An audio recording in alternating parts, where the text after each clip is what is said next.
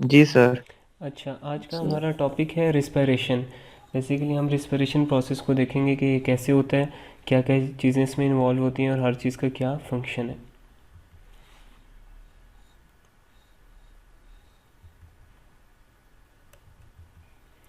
Respiration. The term respiration means the exchange of gases between body cells and the environment. Respiration का क्या मतलब है कि gases exchange हो रही हैं बॉडी सेल्स में और इन्वायरमेंट में।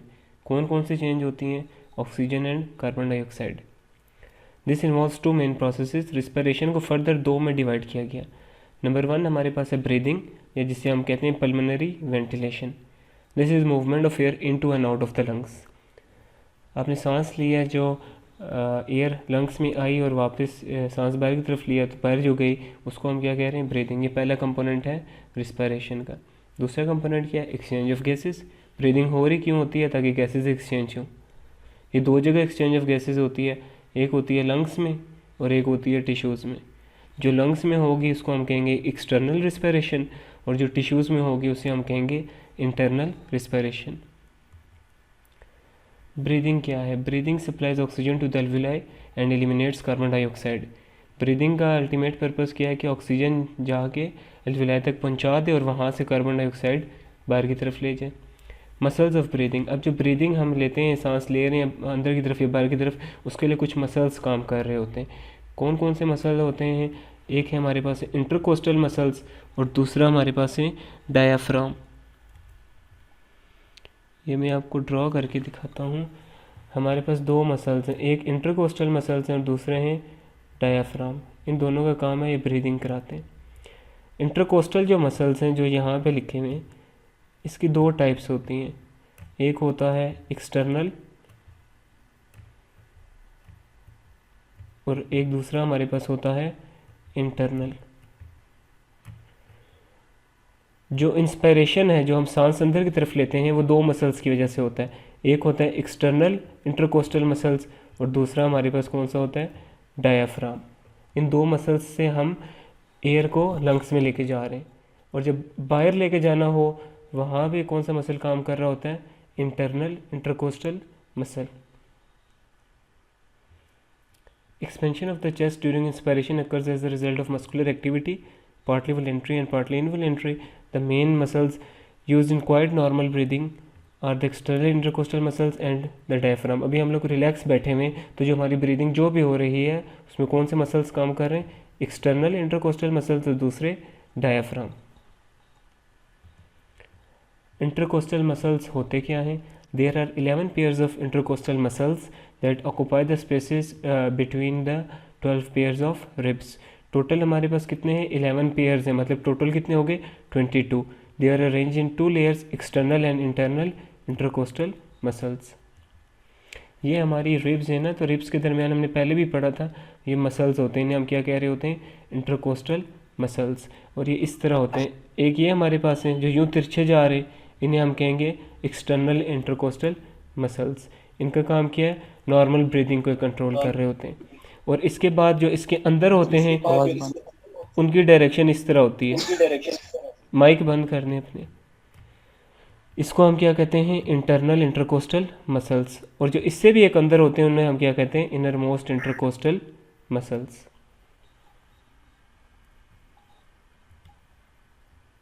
तो पहले हम एक्सटर्नल इंटरकोस्टल मसल्स की बात करते हैं। These extend downwards and forwards from the lower border of the rib above to the upper border of the rib below.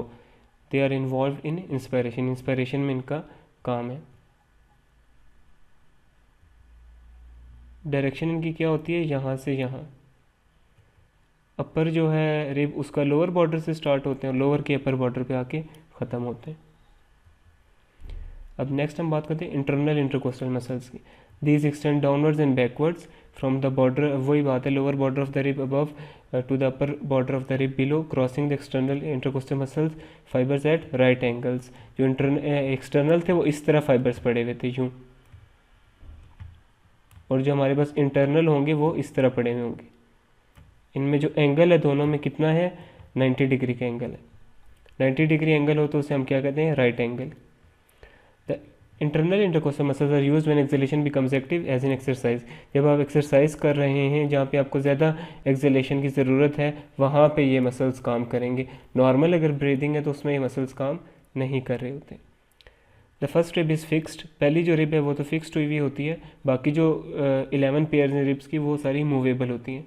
Therefore when the external intercostal muscles contract they pull all the other ribs towards the first rib. अब हमारे पास यूँ ribs हैं, जैसे पहली rib होगी, दूसरी होगी, ये तीसरी, ये चौथी, पांचवी एंड सो ऑन। अब सारी मूव कर सकती हैं, फर्स्ट वाली मूव नहीं करती। और इन रिब्स के दरमियान हमारे पास क्या पड़े हुए, मसल्स पड़े हुए। तो जब एक्सटर्नल इंटरकोस्टल मसल ये जब कॉन्ट्रैक्ट करेगा, ये सब रिब्स को किस तरफ लेके जाएगा, पहली रिब की तरफ लेके जाएगा, फर्स्ट रिब की तरफ। Because of the shape and sizes of the ribs they move outwards when pulled upward enlarging the thoracic cavity. अब रिब्स इस स्टाइल में होती हैं कि जब उनको आप ऊपर की तरफ मूव करवाएंगे तो वो थोड़ी बाहर की तरफ भी जाएंगी। तो हमारे पास दो मूवमेंट आ गई, एक क्या हुआ कि रिब्स ऊपर गई और साथ साथ बाहर की तरफ गई। ये कब हो रहा है, जब इंस्पायरेशन हो रही है, जब हम सांस अंदर की तरफ ले रहे हैं।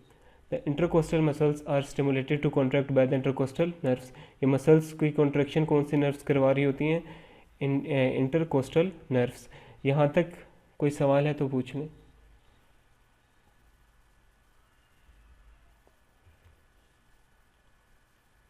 इस डायग्राम, ठीक है, इस डायग्राम में भी यही बात दिखा रहे हैं कि ये नॉर्मली है इस तरह।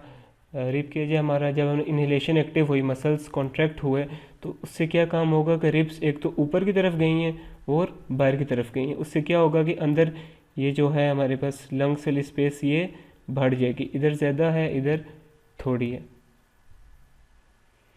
जब ये जगह बढ़ जाती है, यहाँ प्रेशर कम हो जाता है, तो बाहर से एयर अंदर की तरफ आती है। ये कब हो रहा है, इंस्पायरेशन में। सांस ले लिया, अब ये मसल्स जो कॉन्ट्रैक्ट हुए थे ये जब रिलैक्स करेंगे तो ये दोबारा लंग्स को अपनी ओरिजिनल पोजीशन पे ले जाएंगे। जब इस थोड़े सुकड़ जाएंगे तो प्रेशर यहाँ ज़्यादा हो जाएगा, प्रेशर ज़्यादा यहाँ होगा तो हवा लंग्स से बाहर की तरफ निकलेगी। इससे हम क्या कहेंगे, एक्सहेलेशन। इनहेलेशन कब हुई, जब एक्सटर्नल इंटरकोस्टल मसल्स ने कॉन्ट्रैक्ट किया, साथ ही डायफ्राम का भी दिखाया गया। ये मैं आगे आपको डिटेल से बताऊँगा।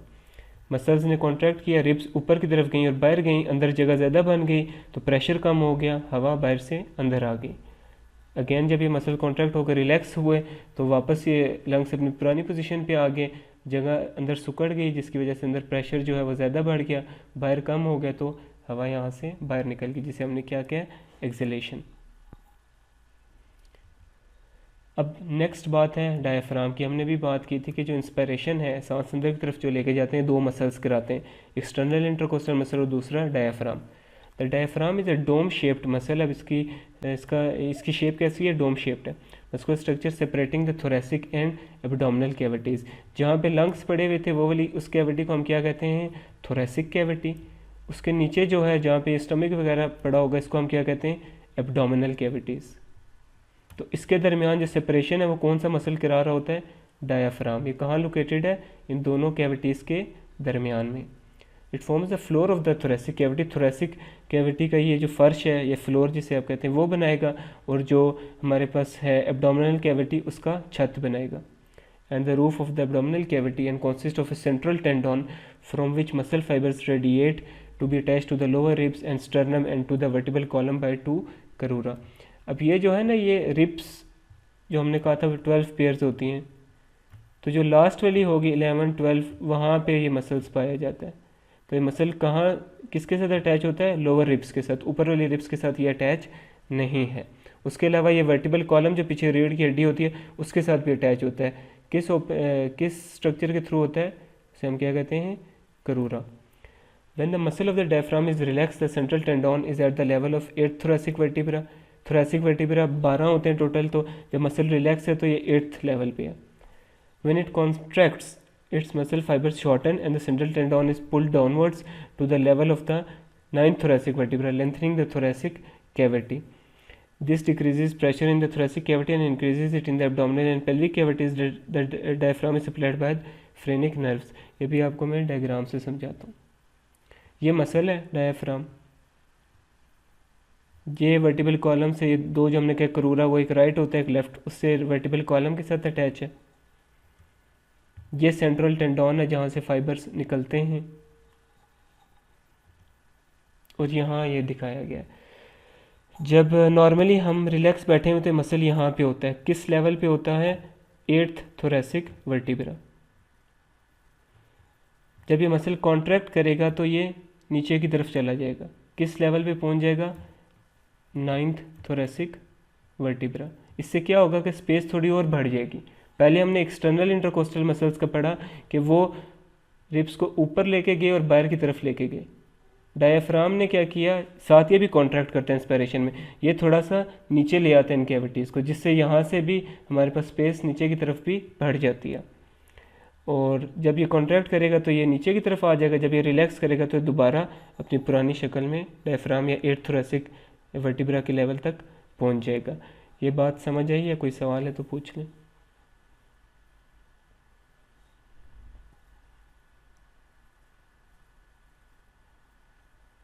Hello, no question sir. समझ आ रही है आप लोगों को? जी सर, सिर्फ ये इसके बारे में समझा दे। ये आपने कहा कि आप रेस्ट में बैठे तो ये 8 वाला आपने कहा, फिर 9 वाला सर। अच्छा, ये डायफ्राम जो है ना, ये यूं इस तरह पड़ा हुआ है लंग्स के नीचे, ठीक हो गया। ये 8th थोरेसिक वर्टिब्रा होता है। जो वर्टिब्रा ये पीछे आ रहे होते हैं ना, थोरेसिक रीजन में 12 होते हैं, तो ये 8वें लेवल पे होता है। तो जब ये कॉन्ट्रैक्ट करेगा, जब आप सांस अंदर की तरफ लेते हैं तो कॉन्ट्रैक्ट करता है, ये कॉन्ट्रैक्ट करता है तो ये थोड़ा सा नीचे चला जाता है। 8वें लेवल पे रेस्ट पे है तो ये किस पे चला जाएगा? 9वें पे, 9th पे पहुंच गया। जब ये 9th पे पहुंचेगा तो इस साथ लंग्स को भी नीचे की तरफ खींचेगा, जिसकी वजह से लंग्स में स्पेस थोड़ी ज़्यादा हो जाएगी एज़ कम्पेयर टू जब ये 8th पे था। तो स्पेस बढ़ेगी तो प्रेशर कम होगा, हवा और ज़्यादा अंदर आएगी। इंस्पायरेशन का मकसद ये होता है कि हवा को अंदर की तरफ लेके आना। क्लियर हुआ अभी कुछ? जी सर, थैंक यू। नेक्स्ट हम देखते हैं डायफ्रेगमेटिक ब्रीदिंग क्या होती है। Quite restful breathing is sometimes called diaphragmatic breathing because 75% of the work is done by diaphragm. जब हमारी रेस्टफुल, अभी हम रेस्ट में बैठे हुए, जो ब्रीदिंग चल रही है 75% किसकी वजह से हो रही है? डायफ्राम की वजह से। बाकी जो 25% है वो किसकी वजह से होती है? एक्सटर्नल इंटरकोस्टल मसल्स की वजह से। The external intercostal muscles and the diaphragm contract simultaneously, enlarging the thoracic cavity in all directions, that is from back to front, side to side and top to bottom. thoracic cavity को basically ये लोग बढ़ा देते हैं। अब हम बात करते हैं accessory muscles of respiration की। When extra respiratory effort is required, additional muscles are used. कब रिक्वायर्ड होता है? जब आप किसी एक्सरसाइज में हैं, भाग दौड़ कर रहे हैं, तो आपको ज़्यादा सांस अंदर चाहिए और बाहर चाहिए, तो तब और मसल्स भी काम करने लग जाएंगे। कौन कौन से हैं देखते हैं। पहले हम पढ़ते हैं फोर्स्ड इंस्पायरेशन, कि सांस अंदर ज़्यादा हम सांस लें, वो किन मसल्स की वजह से होता है? पहले हमारे पास है स्टर्नोन्यूक्लियोटाइडोमेस्टॉइड मसल, और दूसरा हमारे पास कौन सा मसल है? स्कालीन मसल। दो मसल होते हैं। ये जो आपको मसल्स नज़र आ रहे हैं, ये नेक के मसल्स होते हैं। ये बेसिकली स्कालीन मसल है, ये वाला, और ये जो स्टर्नोन्यूक्लियोटाइडोमेस्टॉइड मसल है वो ये मसल है, इस साइड पे होता है। ये मसल्स कब एक्टिव होते हैं? जब आपको इंस्पायरेशन ज़रूरत से ज़्यादा चाहिए हो। Which link the cervical vertebra to the first two ribs and increase rib cage expansion. ये भी रिब केज की एक्सपेंशन को बढ़ाते हैं। फोर्स्ड एक्सपायरेशन, सांस बाहर की तरफ ज़्यादा लेना हो, is helped by the activity of internal intercostal muscles. जैसे पहले आपको बताया, इंटरनल इंटरकोस्टल मसल्स जो हैं वो एक्सपायरेशन कराते हैं, और कभी कभार साथ एब्डोमिनल मसल्स भी काम करने लग जाते हैं। ये सारे क्या करेंगे? थोरैक्स में प्रेशर बढ़ाएंगे by squeezing abdominal content. Abdominal content squeeze हो जाएंगे, थोरैसिक रीजन में प्रेशर ज़्यादा बढ़ेगा तो हवा बाहर की तरफ जाएगी। यहाँ तक कोई सवाल है या आगे चलें? आगे चले सर। ठीक है, नेक्स्ट हमारे पास आता है साइकिल ऑफ ब्रीदिंग, कि अब जो हम ब्रीदिंग हम ले रहे हैं उसका मैकेनिज्म तो पढ़ लिया कि कैसे इंस्पिरेशन एक्सपिरेशन हुई, तो साइकिल पूरा कैसे है। The average respiratory rate is 12 to 15 breaths पर मिनट। आपके MCQs में इस तरह के सवाल आ सकते हैं कि नॉर्मल ब्रीदिंग कितनी होती है पर मिनट? 12 to 15। 3 फेजेज़ हैं। पहले आप इंस्पिरेशन, सांस अंदर की तरफ आएगा, फिर बाहर की तरफ जाएगा, और फिर बीच में थोड़ा सा वक्फा होगा, एंड अगेन ये साइकिल रिपीट होगा। Inspiration, expiration and pause. Breathing is dependent upon change. Sir इसकी जी, ये वाला रिपीट करें सर। अच्छा, इसमें हमने बात किया कि जो एवरेज रिस्पिरेटरी रेट है ना, तो 1 मिनट के अंदर हम 12 से 15 बार सांस लेते हैं। क्लियर? ठीक है सर। तो अब ठीक है ये सर। तो क्लियर। वैसे ही एक बात उन्होंने नॉर्मल बताई है ना, पर उन्होंने साथ फिर क्या है कि अब इस साइकिल की अगर बात करें तो इसमें 3 फेजेस होते हैं। इंस्पायरेशन, हवा लंग्स में आई, एक्सपायरेशन लंग्स से बाहर गई, फिर बीच में छोटा सा माइन्यूट सा पॉज आया, वक्फा आया, उसके बाद दोबारा इंस्पायरेशन स्टार्ट होगी। तो ये साइकिल के 3 पार्ट्स होते हैं, inspiration followed by expiration and then pause. जी सर, थैंक यू। अच्छा, breathing is dependent upon changes in pressure and volume in the thoracic cavity. ये बात मैंने आपको एक्सप्लेन कर भी दी है, अभी ये भी पढ़ लेते हैं, इसमें और क्लियर हो जाएगा। It follows that underlying physical principle that the increasing volume of a container decreases the pressure inside it and that decreasing the volume of a container increases the pressure inside it। ये किस principal पे breathing based है? कि अगर मेरे पास एक है container, उसका ये साइज़ है, और एक कंटेनर है उसका साइज़ ये है, बड़ा है, तो अब इसमें भी मैं कोई चीज़ लिक्विड डाल दूँ और इसमें भी लिक्विड डाल दूँ, तो उसमें जो छोटा है उसमें प्रेशर ज़्यादा होगा और जो बड़ा है उसमें प्रेशर उस लिक्विड का कम होगा। इस प्रिंसिपल पे ब्रीदिंग बेस्ड है। हमने देखा है कि जब इंस्पायरेशन होती है तो जो लंग्स वगैरह हैं वो फूल जाते हैं, साइज़ उनका बढ़ जाता है। साइज़ बढ़ेगा तो उनका प्रेशर कम हो जाएगा, प्रेशर कम होगा तो बाहर से हवा अंदर आ जाएगी। सिमिलरली जब एक्सपायरेशन होती है तो लंग्स सिकुड़ जाते हैं, सिकुड़ेंगे तो वॉल्यूम कम होगा, तो फिर उसमें ये प्रेशर कम होगा, प्रेशर ज़्यादा हो जाएगा, प्रेशर ज़्यादा होगा तो फिर हवा लंग से बाहर की तरफ निकलेगी, जिसे हम एक्सपायरेशन कह रहे हैं। ये मैकेनिज्म समझ आया? जी सर। ठीक हो गया। इंस्पायरेशन कैसे हुई ये 2-3 बार पहले भी हम रिपीट कर चुके हैं। डायफ्राम और एक्सटर्नल इंटरकोस्टल मसल की कॉन्ट्रैक्शन की वजह से इंस्पायरेशन हुई। एज द पैराइटल प्लूरा, अगर आपको याद हो तो लंग्स के इर्द गिर्द एक डबल मेम्ब्रेन लेयर थी जिसे हमने क्या बोला था, प्लूरा। उसकी एक साइड लंग से जुड़ी हुई होती है जिसको हम विजरल कहते हैं और एक बाहर होती है जिसे हम पैराइटल कहते हैं। ये प्रीवियस लेक्चर में हमने देखा था। As the parietal pleura is firmly adherent to the diaphragm. Parietal जो है ये लंग्स के नीचे यहाँ पड़ा होता है डायफ्राम, तो उसके साथ जुड़ी हुई होती है parietal. And inside of the rib cage के साथ भी अटैच है। It is pulled outward along with them. तो ये पैराइटल प्लूरा भी इनके साथ मूव करते हैं। जैसे अगर डायफ्राम हमने क्या कॉन्ट्रैक्ट करे तो 8th लेवल से, थोरेसिक वर्टिब्रा के लेवल से 9th पे आता है। तो डायफ्राम जब नीचे जाएगा तो अपने साथ इस प्लूरा को भी घसीटेगा, इसको भी साथ नीचे लेके आएगा। जब प्लूरा अगर जो ये है पैराइटल प्लूरा, ये जब नीचे की तरफ आएगी तो ये आगे किससे जुड़ी हुई है, विजरल से। ये विजरल को भी नीचे लेके आएगी। विजरल किससे जुड़ा हुआ है, लंग्स से, तो वो लंग्स को भी नीचे लेके आएगा। इस तरह लंग्स का डायमीटर या साइज बढ़ जाएगा। This pulls the visceral pleura outward too, since the two pleura are held together by a thin film of pleural fluid. Because the visceral pleura is firmly adherent to the lung tissue is therefore pulled up and out with the ribs and downwards with the diaphragm. ये हमारे पास mechanism है inspiration का। This expends the lungs expand हो गए। फिर pressure जो है alveoli में जहाँ पे गैसियस एक्सचेंज होता है, हमने प्रीवियस लेक्चर में देखा है, इन एयर पैसेजेस कम हो जाएगा, प्रेशर कम होगा तो एयर जो है वो लंग्स के अंदर आ जाएगी। क्यों आएगी? एयर की ये कोशिश होगी कि बाहर का जो एटमॉस्फेरिक प्रेशर है और जो एल्वियोलर एयर प्रेशर है दोनों सेम हो, तो इस वजह से जो एयर है वो बाहर से अंदर की तरफ आएगी। The process of inspiration is active as it needs energy. Muscle जब भी कॉन्ट्रैक्ट होते हैं ना तो उनको साथ एनर्जी चाहिए होती है, इसलिए इंस्पायरेशन का जो प्रोसेस है इसको हम क्या कहते हैं कि ये एक्टिव है, एनर्जी चाहिए मसल्स को कॉन्ट्रैक्ट होने के लिए। The negative pressure created in the thoracic cavity aids venous return to the heart and is known as respiratory pump. At rest inspiration lasts about 2 seconds. Inspiration का duration कितना होता है? 2 seconds होता है सिर्फ।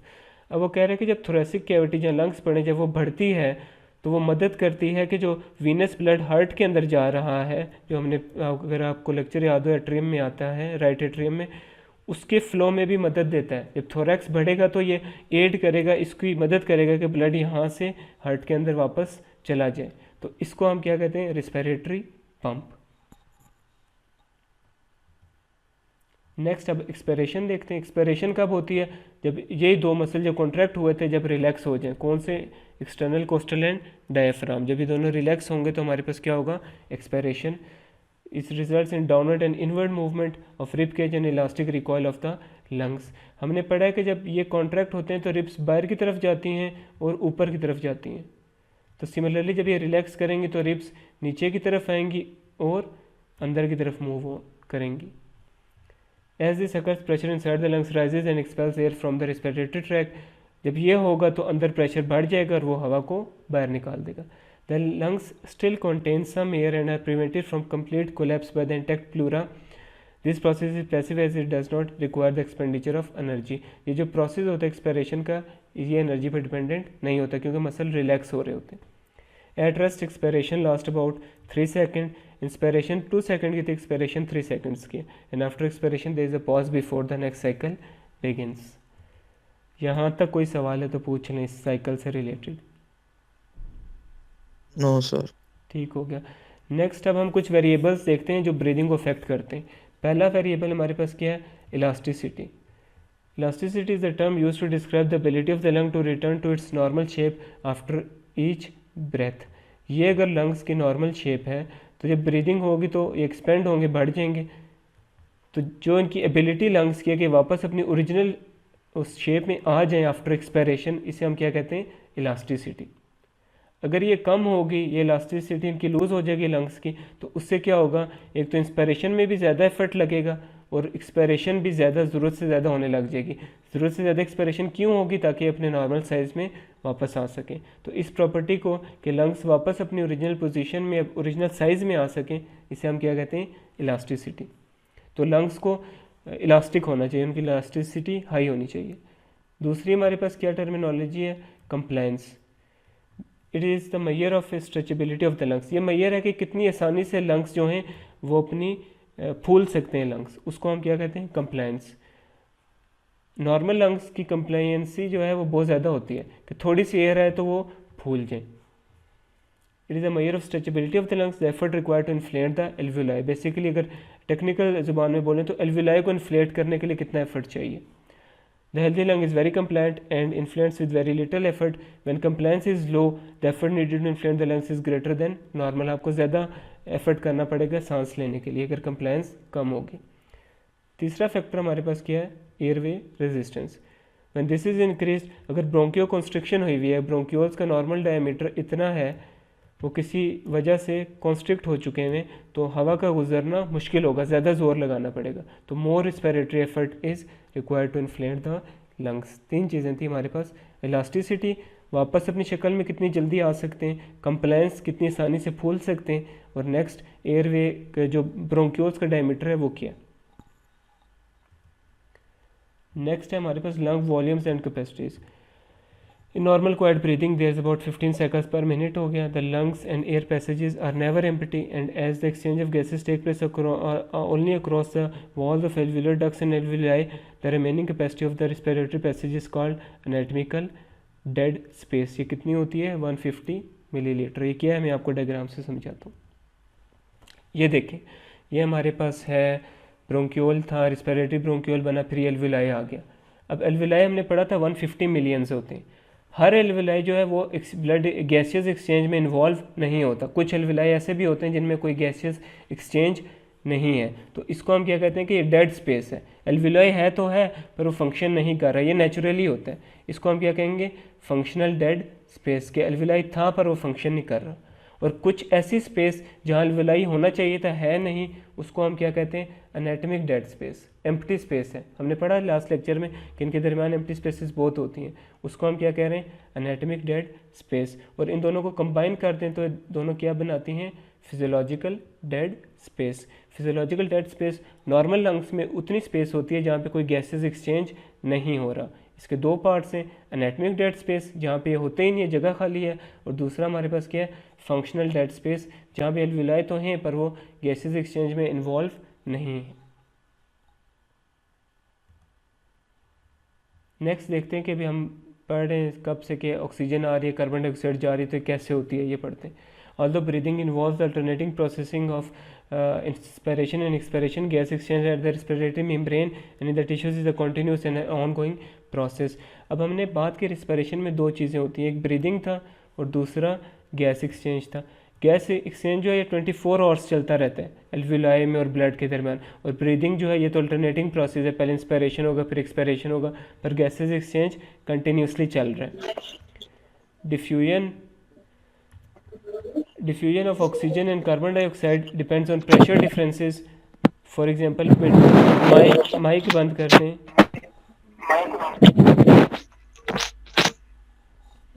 मेहरजान आप अपना माइक बंद करें।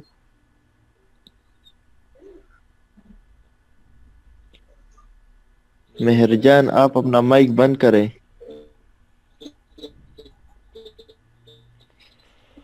सर रिमूव करें इसको। सर रिमूव करें इसको। इसको रिमूव कर दें सर जी। जी जी कर रहा हूँ, बल्कि म्यूट कर देता हूँ, उससे तसल्ली हो जाए कि वो जी लेक्चर जी में है। रिमूव कर।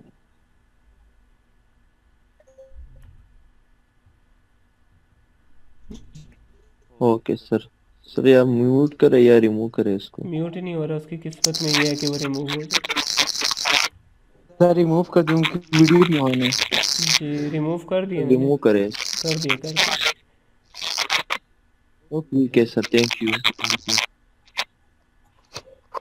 अब ये अमीन उल्लास का माइक ऑन है।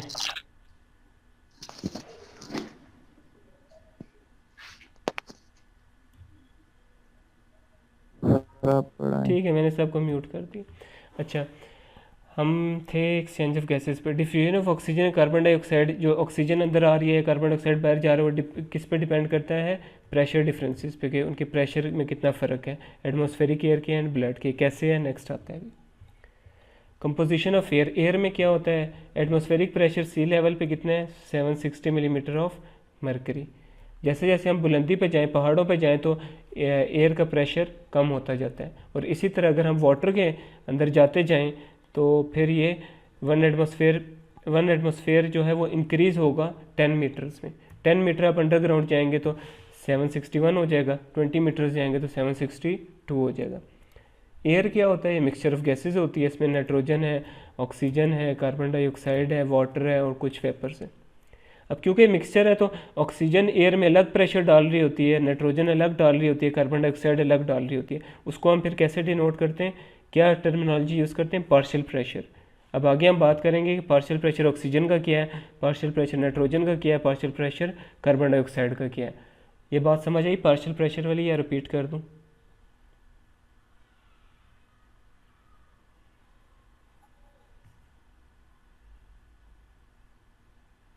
सर रिपीट करें इसको। अच्छा, हमने बात की कि अगर मैं कहूँ ना कि एयर क्या है, तो एयर में, ये एयर लिखा है मैंने, थोड़ी सी राइटिंग ख़राब है। इसमें ऑक्सीजन होती है, इसमें हमारे पास कार्बन डाइऑक्साइड होगा,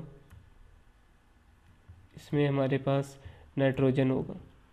अब क्योंकि एयर मिक्सचर है तो इस मिक्सचर में इसका कोई और प्रेशर है, इसका कोई और है, इसका कोई और है।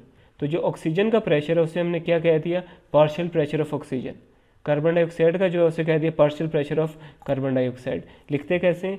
PO2 partial pressure of oxygen and PCO2 partial pressure of carbon dioxide. समझ आया अब? Yes sir. ठीक हो गया। अब हम एल्वियुलर एयर की बात करते हैं। The composition of alveolar air remains fairly constant and is different from atmospheric pressure. क्यों? एल्वियुलर एयर में हमेशा ऑक्सीजन ज़्यादा होगी और कार्बन डाइऑक्साइड ज़्यादा होगी और दूसरी वो कम होगी ऑक्सीजन। पर एटमॉस्फेयर में तो अलग उसकी होती है ना, कि ऑक्सीजन की मिकदार कुछ और है, कार्बन डाइऑक्साइड की मिकदार कुछ और है। तो एल्वियुलर एयर क्या है? It is saturated with water vapours होते हैं and contains more carbon dioxide and less oxygen. जब इसके पास मोर ऑक्सीजन कार्बन डाइऑक्साइड है तो इस वजह से एल्विलाई से बाहर जो है क्या निकलेगी? कार्बन डाइऑक्साइड, और ऑक्सीजन कम है तो इसलिए जो एटमॉस्फेरिक एयर है वहाँ से ऑक्सीजन इसमें ज़्यादा आएगी। Saturation with water vapors provide 47 millimetre of mercury, thus reducing the partial pressure of all other gases present। जो हमने कहा इसमें वाटर वेपर्स होते हैं, वाटर वेपर्स जो हैं बेसिकली प्रेशर कम कर देते हैं एल्वियुलर एयर का। Gases exchange between the alveoli and the blood stream, जो एल्विलाई में और ब्लड स्ट्रीम में एक्सचेंज हो रहा है उसको हमने क्या कहा है? External respiration. और जो हमारे पास आगे होगा टिश्यूज़ में जाएगा उसे हम क्या कहते हैं? Internal respiration. Gases exchange between the alveoli and the bloodstream. External respiration is a continuous process, so the alveoli are never empty and so it is independent of the respiratory cycle. Alveoli जो है ये continuously ये air को exchange कर रहा है external respiration के लिए, इसलिए ये रिस्पिरेटरी साइकिल पर डिपेंड नहीं करता। जो भी हमने शुरू में पढ़ा था कि इंस्पायरेशन एक्सपायरेशन और वो हो रहा है पॉज, ये कंटिन्यूसली चल रहा होगा। During each respiration only some of the alveolar gases are exchanged। Diffusion of gases, exchange of gases जो है वो पार्शियल प्रेशर की वजह से होता है। Gases move by diffusion from a higher concentration to a lower concentration until equilibrium is established. इससे क्या मुराद है कि एक जगह मेरे जैसे ये एल्विलाई है, इसमें आप समझें कि हमारे पास 33% ऑक्सीजन है और जो एयर है उसमें कितनी है, 100% है। तो अब डिफ्यूजन से क्या होता है कि यहाँ से ऑक्सीजन एल्विलाई की तरफ आएगी, क्यों आएगी कि इन दोनों में इक्वल हो जाए। अगर यहाँ 50% है तो यहाँ भी हमारे पास कितनी हो जाए, 50% हो जाए। इसको हम क्या कहते हैं, इक्विलिब्रियम, के दोनों में कैसी हो जाए, इक्वल हो जाए। एटमॉस्फेरिक नाइट्रोजन हम इस्तेमाल नाइट्रोजन नहीं करते तो इसलिए उसका पार्शियल प्रेशर सेम रहता है इंस्पायर्ड एयर में भी और एक्सपायर्ड एयर में भी, एल्विलर एयर में भी, ब्लड में भी इवन। ये आपके एमसीक्यूज में आ सकता है कि किस गैस का प्रेशर बॉडी में चेंज नहीं होता, तो वो नाइट्रोजन है। एक्सटर्नल रिस्पिरेशन, सर जी ये क्यों चेंज नहीं होता सर, ये नाइट्रोजन गैस? होता ही है कि जैसे नाइट्रोजन का प्रेशर कोई ज़रूरत नहीं है बॉडी में नाइट्रोजन की। जैसे ऑक्सीजन जो है ना, ये तो टिश्यू को ज़िंदा रखने के लिए हमें चाहिए ऑक्सीजन। सिमिलरली कार्बन डाइऑक्साइड जब टिश्यू का जो वेस्ट प्रोडक्ट है वो इसने निकालना है, तो इनका तो एक्सचेंज चलता है। नाइट्रोजन का कोई ऐसा सच काम नहीं है, तो ना इससे बॉडी इनटेक करती है ना आउट टेक करती है, तो इसका प्रेशर सेम रहता है इंस्पायर्ड एयर में भी और एक्सपायर्ड एयर में भी। जी सर, थैंक। अब हम एक्सटर्नल रिस्पिरेशन देखते हैं। ये एक्सटर्नल रिस्पिरेशन क्या है कि जो एल्विलाई में एयर आई है उसमें और जो ब्लड कैपिलरीज हैं एल्विलर की, उसमें जो एक्सचेंज हो रहा है, जिससे हमें क्या कहते हैं, रिस्पिरेटरी मेम्ब्रेन। ये जो हम पहले डिस्कस कर चुके हैं। और ये 1 सेल थिक होती है alveolar wall, single wall layer होती है, और इसमें आगे पीछे क्या होती हैं, टाइनी कैपिलरीज। ये मैं आपको डायग्राम से दिखाता हूँ। ये हमारे पास है एक्सटर्नल रिस्पिरेशन। ये एल्विलाई में ऑक्सीजन आया और ये एल्विलाई के इर्द गिर्द ब्लड कैपिलरीज है, तो एल्विलाई से यहाँ इसमें ऑक्सीजन चलेगी और यहाँ से कार्बन डाइऑक्साइड बाहर चलेगी ब्लड स्ट्रीम में आगे। इसको हमने क्या कहा, एक्सटर्नल रिस्पिरेशन। इंटरनल क्या होगी, अब जब ये ब्लड जाएगा टिश्यूज़ के पास, तो ब्लड से ऑक्सीजन टिश्यूज़ में जाएगी और टिश्यू से कार्बन डाइऑक्साइड दोबारा ब्लड में आएगी। इसको हम क्या कहते हैं, इंटरनल रिस्पिरेशन। ये क्लियर हो गया एक्सटर्नल और इंटरनल? सर ये दोबारा रिपीट करिए। अच्छा, दोबारा मैं रिपीट कर देता हूँ। ये हमारे पास है एल्विलाई, ठीक हो गया। और एल्विलाई किसका पार्ट होता है, लंग्स का पार्ट होता है। तो यहाँ से एयर आई, जो हमने सांस अंदर की तरफ लिया, इस एयर में ऑक्सीजन जो है वो बहुत ज़्यादा है। ये एल्विलाई किसके पास आया, ब्लड कैपिलरीज के पास आया। इधर ऑक्सीजन है ही नहीं, या बहुत कम है ऑक्सीजन। उसकी वजह से जो एक्सेस ऑक्सीजन थी वो एल्विलाई से किधर आ गई, ब्लड कैपिलरीज या सिंपली ब्लड में आ गई। और ब्लड में हमारे पास कार्बन डाइऑक्साइड बहुत ज़्यादा था, तो वो एक्सेस जो है वो दोबारा एल्विलाई में आ गई है। यहाँ से कहाँ जाएगी, जब आप बाहर की तरफ सांस लेंगे तो बाहर निकल जाएगी। तो इस तरह जो ये मैकेनिज़्म है एल्विलाई और ब्लड कैपिलरीज के दरमियान, इसे हमने क्या कहा, एक्सटर्नल रिस्पिरेशन। इंटरनल क्या होगा, अब इसमें ऑक्सीजन तो आ गई, इसने आगे जाकर टिश्यूज़ को देनी है। जब ऑक्सीजन इसमें ज़्यादा है, अब टिश्यूज़ के जब पास ही आएगी, टिश्यूज़ में ऑक्सीजन बहुत कम है, तो जो अंदर ब्लड में एक्सेस आई हुई है वो यहाँ से ऑक्सीजन डिफ्यूज़ होगी, बाहर निकलेगी और वो जाके इधर टिश्यूज़ को सप्लाई करेगी। टिश्यूज़ काम करेंगे, कार्बन डाइऑक्साइड ज़्यादा बनाएंगे, तो वो कार्बन डाइऑक्साइड अगेन यहाँ से ब्लड में आ जाएगी। जो ब्लड यहाँ लेके आएगा और यहाँ से वो कार्बन डाइऑक्साइड एल्विलाई के थ्रू बाहर निकाल देगा। क्लियर हुआ अब? सर ये जो रेड शो हो रहा है सर, ये ब्लड दे दिया है, ये तो वैसे ये सर? इसमें तो वैसे ही मेरे ख्याल से आरबीसीज दिखाए हुए, वो तो आप कुछ भी डाल दो, ये सिर्फ समझाने के लिए आपको। ये आरबीसीज शो हो रहे हैं, सेल्स जो होते हैं। अच्छा अच्छा सर, थैंक यू, बाकी क्लियर हो गया। अब इसी की जो मैंने आपको एक्सप्लेन किया, इसकी समरी है, पढ़ लेते हैं। Venous blood arriving at the lung, lungs में जो वीनस ब्लड आ रहा है उसमें कार्बन डाइऑक्साइड बहुत ज़्यादा है, ऑक्सीजन बहुत कम है। इस वजह से कार्बन डाइऑक्साइड वीनस ब्लड से कहाँ आ जाएगी, एल्विलाई में आ जाएगी, और सेम प्रोसेस के थ्रू ऑक्सीजन कहाँ आ जाएगी, एल्विलाई से ब्लड में। Relatively slow flow of blood through the capillaries में ब्लड फ्लो थोड़ा सा स्लो हो जाता है। वो स्लो इसलिए होता है कि गैसियस एक्सचेंज जो है वो मैक्सिमम हो सके। अब जब ब्लड लीव करेगा एल्वुलर कैपिलरीज की, ऑक्सीजन और कार्बन डाइऑक्साइड कॉन्सेंट्रेशंस इक्विलिब्रियम हुई हुई होंगी। जितनी एल्वुलर एयर में ऑक्सीजन है इतनी ही एल्वुलर कैपिलरीज में ऑक्सीजन पहुंच जाएगी। ये है एक्सटर्नल रिस्पिरेशन। इंटरनल क्या है? ये एक्सचेंज ऑफ गैसेज है bye diffusion between blood and body cells.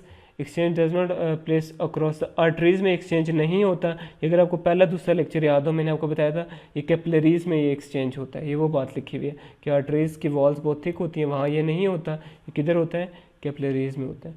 Blood arriving at the tissue has been cleansed of its carbon dioxide and saturated with oxygen. अब जो ब्लड टिश्यूज़ के पास आ रहा है उसमें ऑक्सीजन बहुत ज़्यादा है एंड देयरफॉर उस वजह से ऑक्सीजन का पार्शियल प्रेशर ज़्यादा है, कार्बन डाइऑक्साइड का कम है। तो ऑक्सीजन ब्लड से कहाँ जाएगी? टिश्यूज़ में जाएगी, और टिश्यूज़ से कार्बन डाइऑक्साइड किधर जाएगी? ब्लड में वापस जाएगी। यही बातें यहाँ लिखी हुई हैं स्लाइड में। लास्ट जो हमारा रह गया वो है रिस्पिरेटरी सेंटर। रिस्पिरेटरी सेंटर जो है ये दिमाग में होता है, जो बेसिकली ये सारा प्रोसेस करवा रहा होता है कि कब इंस्पिरेशन ज़्यादा करनी है, कब एक्सपिरेशन ज़्यादा करनी है, कब कम करनी है। उसका एक सेंटर अल्लाह ताला ने बना दिया है दिमाग के अंदर, जिसको हम क्या कहते हैं? Respiratory centre. This is form by groups of nerves in the medulla. Medulla जो है ये ब्रेन का एक पार्ट होता है, उसमें ये होता है। The respiratory rhythmicity centre which controls the respiratory pattern, the rate and depth of breathing. इसका काम क्या है? Rate of breathing and depth of breathing को ये कंट्रोल करता है। रेगुलर डिस्चार्ज ऑफ इंस्पिरेटरी जी। मेरे जान कह रही क्लास ज्वाइन नहीं हो रही। जिसकी नहीं हो रही वो बस अब रिकॉर्डिंग में इसको सुन ले। अभी एंड पे ही है, बस मुझे ख़त्म करने दें। अच्छा, ये ठीक है सर। मेडुला में रिस्पिरेटरी सेंटर होता है जिसका काम है कि rate and depth of breathing को कंट्रोल करे। Regular discharge of inspiratory neurons with in this centre set the rate and depth of breathing. जिस तरह नर्व सप्लाई आ रहा होगा आगे लंग्स को, उसी के अकॉर्डिंग ये rate and depth of breathing change हो रही होगी मसल्स को। Motor impulses leaving the respiratory centre pass in the phrenic nerve and intercostal nerves. Supply किसे करती हैं? डायफ्राम को और इंटरकोस्टल मसल्स को, जो बेसिकली ब्रीदिंग में इन्वॉल्व होते हैं। फिर हमारे पास एक कीमो रिसेप्टर्स हैं। ये वो रिसेप्टर्स हैं जो कुछ भी डिफरेंस हो उसको डिटेक्ट कर सकते हैं। These are the receptors that respond to changes in the partial pressures of oxygen and carbon dioxide in the blood and cerebrospinal fluid. ये फ्लूइड दिमाग के अंदर एक होता है, उसे हम क्या कहते हैं? Cerebrospinal fluid. ये रिसेप्टर्स जो हैं ये ऑक्सीजन और कार्बन डाइऑक्साइड का प्रेशर जो है बेसिकली उसको मॉनिटर कर रहे होते हैं। ये सेंटर में भी होते हैं और कुछ पेरिफेरी ऑफ द बॉडी में भी होते हैं। जो सेंटर में होते हैं उन्हें हम क्या कहते हैं? Central chemo receptors. These are located on the surface of medulla oblongata and are bathed within cerebrospinal fluid. जो मेडुला ऑब्लंगेटा जो ब्रेन का पार्ट है उसमें जो रिसेप्टर्स पड़े हुए हैं उन्हें हम क्या कहते हैं?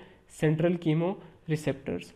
When arterial carbon dioxide partial pressure rises, जिसको हम क्या कहते हैं? हाइपर कैपनिया। कार्बन डाइऑक्साइड का लेवल आर्टरीज में ज़्यादा हो जाए तो सेंट्रल कीमो रिसेप्टर्स फ़ौरन रिस्पॉन्ड करते हैं। ये रिस्पॉन्ड कहाँ करेंगे? ये जाकर रिस्पिरेटरी सेंटर को कहेंगे कि भाई कार्बन डाइऑक्साइड का लेवल ज़्यादा हुआ है तो वेंटिलेशन जो है लंग्स की वो बढ़ा दो ताकि ये कार्बन डाइऑक्साइड लंग्स के थ्रू बॉडी से बाहर निकले।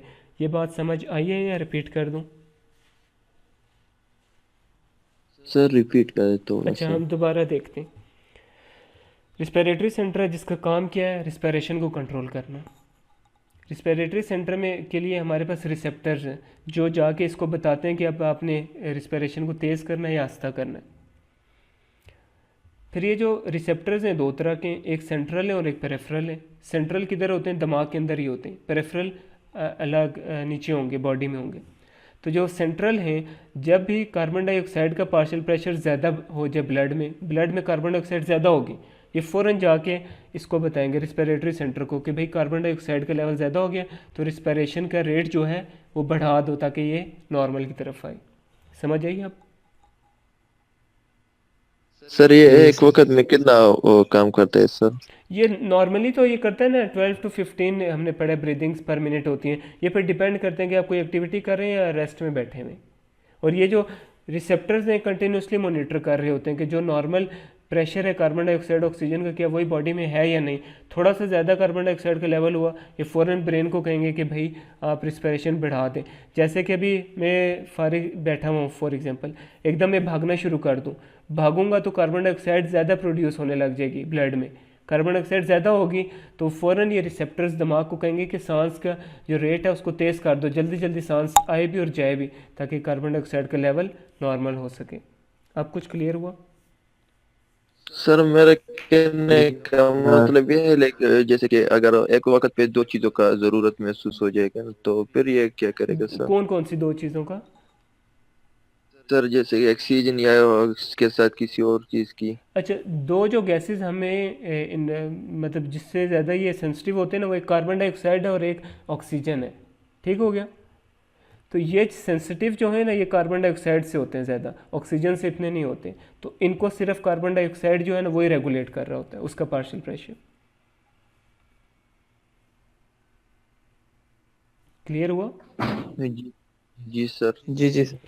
The sensitivity of the central chemoreceptors to raised arterial carbon dioxide is most important factor in controlling normal blood gas levels। ये वही बात है कि वो इससे सेंसिटिव होते हैं। और small reduction in oxygen level, अगर ऑक्सीजन का लेवल कम हो जाए इसे हम क्या कहते हैं? हाइपोक्सीमिया। उसका सेम इफेक्ट होता है पर लेस प्रोनाउंस इफेक्ट है as compare to carbon dioxide. और अगर ऑक्सीजन लेवल कम होने लग जाए तो ब्रीदिंग डिप्रेस हो जाती है, कम हो जाती है। सेंट्रल थे तो उसी तरह पेरिफेरल भी हैं हमारे पास। सेंट्रल दिमाग के अंदर थे, मेडुला के अंदर थे। जो दूसरी हैं ये किधर होती हैं? आर्च ऑफ अयोटा में और कैरोटिड बॉडीज़ में होती हैं, दिल के आसपास होते हैं। उन्हें हम क्या कहते हैं? Peripheral chemoreceptors. ये भी ज़्यादा सेंसिटिव होते हैं आर्टेरियल कार्बन डाइऑक्साइड की पार्शियल प्रेशर के राइज में। और अगेन वो राइज होगा तो ये जाकर रेस्पिरेटरी सेंटर को कहेंगे कि वो rate and depth of breathing को बढ़ा दे ताकि कार्बन डाइऑक्साइड बॉडी से निकल जाए। इसी तरह एक और फैक्टर होता है ब्लड एसिडिटी से कहते हैं हम। जब ये बढ़ जाए बॉडी में ज़्यादा हो जाए तो ये भी स्टिमुलेट करती है पेरिफेरल कीमोरिसेप्टर्स को कि वो वेंटिलेशन बढ़ा दें और कार्बन डाइऑक्साइड को बाहर निकालें और पीएच को दोबारा बढ़ा दें, पीएच जब कम हो जाए। ये डायग्राम है, इसी ये जो पिछली कुछ स्लाइडों में मैंने बातें की इसी की समरी है। जो सेंट्रल कीमोरिसेप्टर्स हैं ये कहाँ होते हैं? मेडुला में। मेडुला किधर है? ये इधर पार्ट होता है ब्रेन का, इधर है। तो और जो पेरिफेरल होते हैं ये किधर होते हैं? दिल के पास पास होते हैं। काम इनका क्या है कि जैसे कार्बन डाइऑक्साइड का लेवल ज़्यादा होगा, CO2 का लेवल ज़्यादा हुआ, ये जाकर रेस्पिरेटरी सेंटर को स्टिमुलेट करेंगे कि भाई जाके आप ब्रीदिंग ज़्यादा करवाओ कि ताकि कार्बन डाइऑक्साइड जो है बॉडी से निकल जाए। तो ब्रेन जो है वो मसल्स ऑफ ब्रीदिंग को कहेगा कि आप ज़्यादा काम करो। मसल ऑफ ब्रीदिंग क्या कराएंगे? एल्वियोलर वेंटिलेशन को बेहतर बनाएंगे या ज़्यादा करवाएंगे। अब समझ आया ये चार्ट? जी सर। उसके बाद है एक्सरसाइज का क्या इफेक्ट होता है। फिजिकल एक्सरसाइज, जितनी ज़्यादा आप एक्सरसाइज करेंगे उतनी ज़्यादा आपकी ब्रीदिंग बढ़ जाती है। एक्सरसाइज से कार्बन डाइऑक्साइड का लेवल ज़्यादा बढ़ता है जो स्टिमुलेट करेगा इन्हीं दो रिसेप्टर्स को, और ये रिसेप्टर क्या कराएंगे कि ये आपकी वो ब्रीदिंग को फास्ट करवा देंगे। The increase respiratory effect persist even after exercise stops in order to supply enough oxygen to repay the oxygen depth. ये बात कह रहा है कि अगर मैं भाग रहा हूँ, आधा घंटा भागूँ और एकदम रुक गया हूँ, अब मैं रुक तो गया हूँ, एक्सरसाइज तो मेरी रुक गई है, पर जो ब्लड में ऑक्सीजन की कमी थी वो अभी ख़त्म नहीं हुई। तो ये प्रोसेस चलता रहता है टिल वो कमी पूरी हो जाए। This represents mainly the oxygen needed to get rid of waste including lactic acid. उसके अलावा और फैक्टर्स ब्रीदिंग को क्या कर सकते हैं? अब आप इमोशनल हो, कोई आप गाना गा रहे हैं, कोई स्पीच कर रहे हैं तो उसमें ब्रीदिंग ऊपर नीचे हो सकती है। रो रहे हैं, हंस रहे हैं, कोई डर फियर है आपको है, कोई ड्रग्स लिए हैं, सिडेटिव्स लिए हैं, तो उससे आपकी रिस्पिरेशन या ब्रीदिंग ऊपर नीचे हो सकती है। टेम्परेचर ज़्यादा होगा तो ब्रीदिंग ज़्यादा होगी, टेम्परेचर कम होगा तो ब्रीदिंग कम होगी। और एक और लास्ट आज का हमारे पास एक होता है ये हेरिंग ब्रूरर रिफ्लेक्स। इसका काम होता है कि ये लंग्स को ज़रूरत से ज़्यादा फूलने नहीं देता। अगर एक लंग्स ने मैक्सिमम इतना फूलना है तो जैसे वो इतना फूल जाएगा फ़ौरन उसको इनहिबिट कर देगा कि मज़ीद ना फूले, मज़ीद फूले तो इसमें डैमेज हो सकता है। स्ट्रेच रिसेप्टर्स लंग्स के अंदर ही होते हैं, link to the respiratory centre by the vagus nerve, 10th cranial nerve से ये रिलेटेड है। ये इनहिबिट करते हैं respiration when the lung volume approaches maximum. इस रिफ्लेक्स को हम क्या कह रहे हैं? Hering Breuer reflex.